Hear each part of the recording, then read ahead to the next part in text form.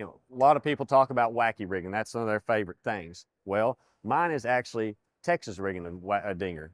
But I don't use heavy weight. I use lightweight, 8, 3/16 and a quarter. You put a dinger on a 1/4 ounce weight, she's going to get to the bottom in a hurry. I mean, so whenever you're wanting, the main thing on these weights though, guys, is the ability to make your bait change. Because when you got a 3/16, you can slow it down, you can make it glide.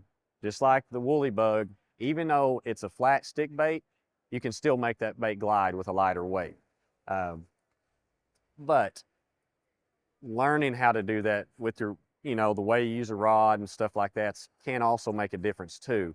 But the 3/16, 8, 3/16 and a quarter, whenever you have those out on this bait, I actually will rig up all 3 of them when I'm in a tournament. Because the fish change every day. I've never been to a lake, say never, but you know, that's one thing. Whenever every day you catch them off the same bait, you know, it changes. I mean, one day it's sunny, the next day it's windy, it's cloudy, whatever, but you can change the weight on that bait and make it a completely different application for what you're doing. Because go back to the wind at Santee, I had 6 rods on the deck and 4 of them had woolly bugs on them. I had a 3/16 because I wasn't catching quite as good on it, but the 1/4 and 5/16 is where that was my bread and butter. So I had 2 of each of those rigged up. And so I kind of looks like you're dialed in when you got the same bait and same rods out the whole time. But the dinger, go back to it, you know, like I said, wacky rigging's a big thing, and I like the wacky rig some, but I'd rather have my Falcon Amistad out so I can go ahead and put some meat to them and let them have it, you know. But going with the weights and stuff like that, you've got to determine what you're doing. What are you trying to accomplish out of your baits? Are your fish spawning, or are they just there to hang out? Are they actually eating? And with that lighter weight, you can get away with those fish if they're just hanging out. You know, they're not super aggressive.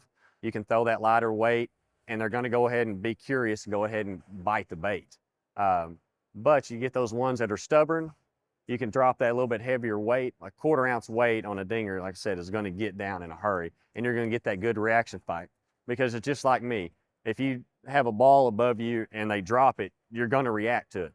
So when you drop that bait, it's the same exact thing. So a lot of times it's going to be a whack. As soon as it goes by their face, they're going to drill it. And line size, again, is very big on the dinger also. I stay consistent with my line when I'm flipping. I go back with 16, 18, and 20.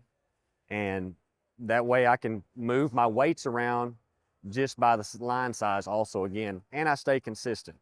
The other thing, I stay consistent with my rod choice. I flip a Falcon Cara Amistad almost religiously. That's the rod that I use. I have confidence in that rod. It has the right flex for what I'm using it for. I've thrown rods that were too stiff. When I'm flipping plastics, I don't like a super stiff rod because it's going to tear a hole in their mouth. You're trying to get them out, and I've lost fish.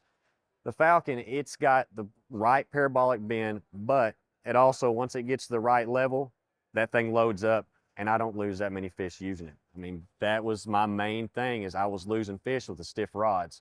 And when I stopped using the stiff rods and went back to, you know, all Oklahoma, we was broomstick guys. I mean, we wanted to crack them, get them out of the cover, and get on about our business. So, I used to lose a lot of fish because of that, and I like to set the hook. I don't like the little stuff or the Tommy Biffle set hook. I can't do that.